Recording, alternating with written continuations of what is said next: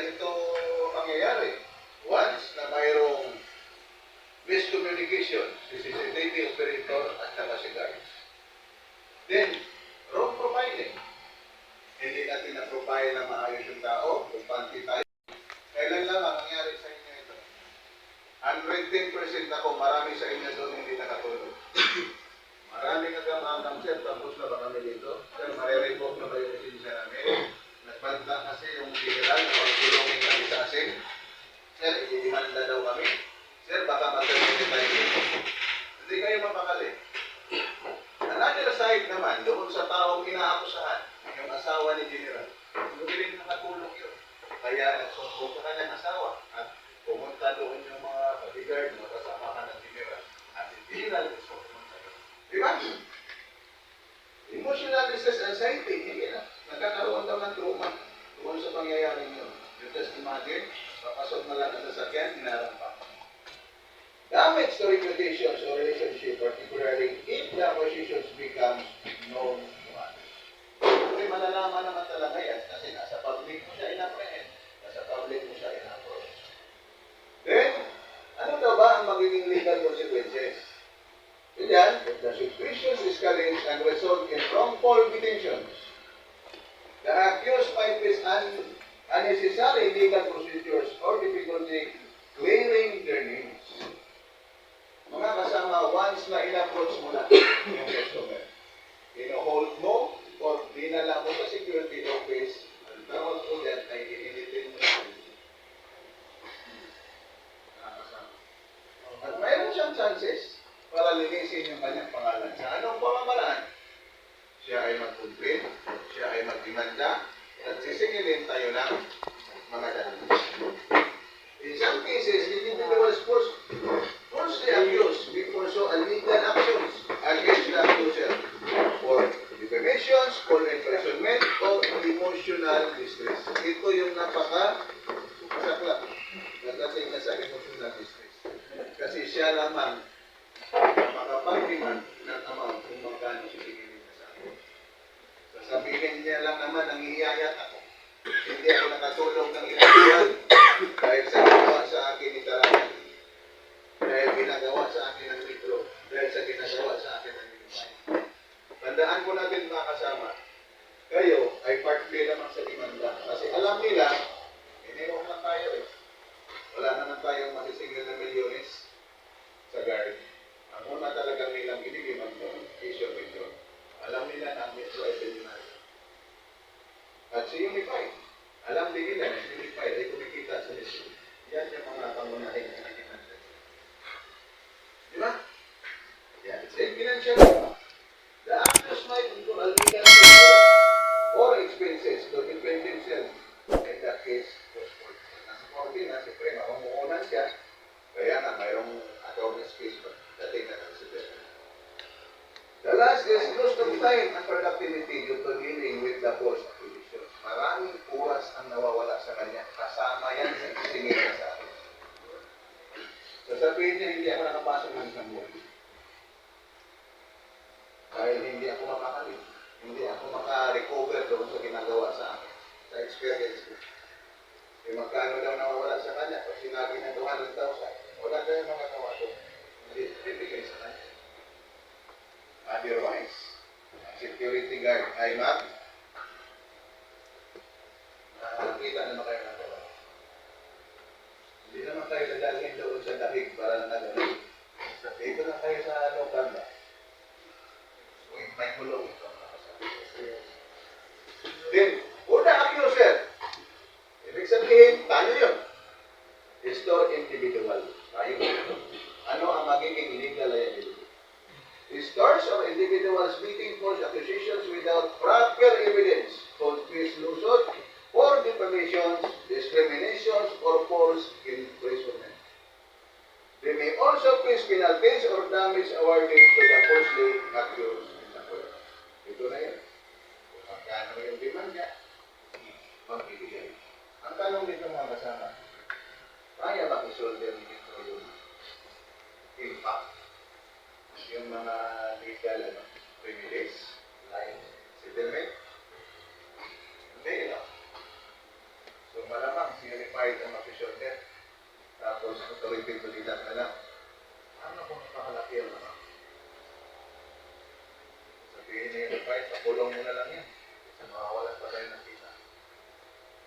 Nakakanila. Then, reputations damage. A store or individual is known for false accusations, various trust and credibility within their community or among customers. Lagi po natin katandaan na hindi naman talaga kayo hanggang sa dulo sasamahan ng ating kwente. Bakit? Mayroon silang pinaprotektahan na security. Pag maglabas ng statement yung ating kwente, yes, tinanggalan namin yung gwardiya, sinansyonan namin yung gwardiya, tinurn-over na namin sa kanya. Paano makabayad sa security kung tinanggalan? Another one is financial consequences. Payment of legal damage or settlement caused in the accused. Loss of customer or business due to negative practices. Unang-una talaga, protektahan ni Metro yung pangalan. Kasi kayo, pinagastusan ni Metro, si customer, nakita si Metro. Anong pipiliin niyo? Kung kayo may-ari ng Metro, kayo na malaking gasto sa inyo, so 6,000 kayo monthly, o pag pumasok si customer na yan, nakita niyo. Yan po yung reality. Klaro ba tayo dyan? Parang seryoso ako. Masyado ngayon seryoso ako. Then, at the end of this discussion, ano yung ating mga learning goals mga kasama? Ang learning goals nito, false accusations of interpreting might involve understanding the key aspect of such situations and how to address or prevent it. Una, in awareness of what constitutes the false accusation, the fifth thing, why it happens. Bakit ba ito nangyayari? Along the way sa ating pag-uusap na kasama, lalong-lalo na yung bandang dulo dito, mayroon kaming piniprepare na 4 na sinabi. At matutunan natin ito, hindi tayo papayag na lalabas tayo dito na wala tayong natutunan. Another one is learn about the emotional, legal, and financial consequences for both the accused and the accuser. Na-discuss na natin kung ano yung mga consequences. Then, understand the right of an individual falsely accused of shoplifting and the appropriate steps to take it happens. Ano ba ang magiging remedy? Dahil may mga sitwasyon na mayroon ng nangyayaring false apprehensions, ang nangyayari nagsisinungaling pa. Kaya hirap natin latangan ng remedy. Kasi nagsisinungaling tayo, puro dipinsa tayo sa sarili natin. Pag yung opisina, paano ba natin ito i-strategize? Na hindi na nga sinasabi ng security guard kung ano talaga yung totoo. Dahil puro dipinsa. Sabi kasi ni ganito, sabi kasi ni ganito, ito yung instruction ni ganito. Doon tayo nahihirapan. Then, explore strategies for preventing false accusations such as fair and ethical practices for security of personnel. Ano ba yung ethical na practices natin? Tinuturo sa atin ng Metro yung 5 steps. Naalala niyo ba? Ano ba yung 5 steps? Tinuturo sa atin yan. That's an ethical practices. Examine legal and social remedies available to individuals who have been falsely accused. Pakita natin kung ano yung mga legal consequences mga kasama. Now, ano ba ang important sa ating mga kasama? Sa ating isipan, prevention or apprehension? Ikaw, sino? Anong importante para sa iyo? Prevention or apprehension?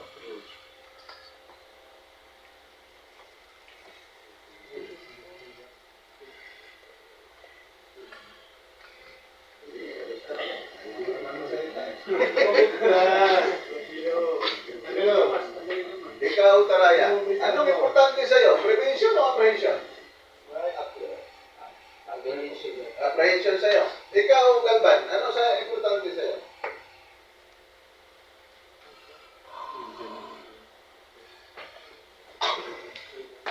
Prevention. Ikaw, Aribalo, para sa'yo, ano ang pinaka-importante na role mo? Prevention o apprehension? Apprehension sa'yo. Sige. Sa ating dyan mga kasama, both preventions and apprehensions play crucial roles, but their importance can vary mangyari depending on the context. Depende sa sitwasyon. Mayroong time na kailangan mo talaga i-apprehend. Dahil yung ethical ethics na tinuturo sa atin, pasok doon. Di ba? Pero bago mangyari yan, pinakahigit na importante sa lahat sa ating mga security is prevention. Yan ang role ng security. Yan ang dahilan kung bakit nandito tayo. Kasi pinaprevent natin yung mga posibilidad na mangyayari. Ang role ng police is apprehension. Kasi ang police, nag-a-after yan when the crime is committed na. Di ba? Kaya nga mayroong krimen na nangyari dito, bakit walang police? Alam nga naman, kung makaabang si police kung isa na may mangyaring krimen, hindi na labas yan. Nag-get siya po pa. Baro ba tayo? Sir. Ang natin mga kasama is prevention. Dahil, pag hinahangad natin ito, mayroong malaking problema. Maluwag ang sistema kung bakit nangyari ito. Now, isa-isahin natin. Sabi niyo kasi kanina, apprehension. Sabi naman ng iba, prevention. Ang preventions daw is a proactive approach. Ibig sabihin, inaagapan mo na. Proactive. While the apprehension is reactive, mayroon ng krimen na nangyayari, kaya mo i-apprehend. Di ba? Nuggets ko lang. Giniginaw ka daw. Lagyan mo muna itong nuggets. Now, preventing issues is often more effective and less costly than dealing with the consequences. For instance, implementing policies or measures to prevent shoplifting can save time, money, and resources for everyone involved. Kung magpupokus daw tayo sa preventions, malaking matitipid natin ang oras, pera, at saka yung resources. Bigyan mo kayo ng example na kasama. Mayroong isang bata, pumasok. May hawak-hawak na halagang 14 pesos na tumbero. Paikot-ikot sa sining area, at yung kanyang galaw, gusto niya talagang ipulsa. Sinusurveillance mo ng gusto ngayon. Nagdapang ito pa ng kasama, bali, pag-ikot ang bali, nandiyan na, sinisis na sa tusino mo. Ha? 14 pesos na ito. After 30 minutes, lumabas yung bata. Pinaprehend mo. Dinala mo sa security office. Pagdating sa security office, walang pambayad yung bata. Ayaw magsalita yung bata kung sino magulang niya o taga saan siya. Anong gagawin natin? Ito turn over sa barangay or ito turn over sa DSWD. O, tignan niyo yung nawawalang resources. Yung oras mo, doon sa 14 pesos, pagbalik mo sa siling area, wala na yung 2 gondola. Dahil lamang doon sa pag-focus mo sa bata. Paano ipiprevent yung gano'n? Di sana, alam mo yung bata na walang kasama, hindi mo na sana pinapasok. Yan ang prevention. Diba? Sa amin kasi, sa Dahig Netherlands, hindi namin pinapapasok yung mga bata during class hours. Ibig sabihin, ano ba yung oras ng klase ng eskwela?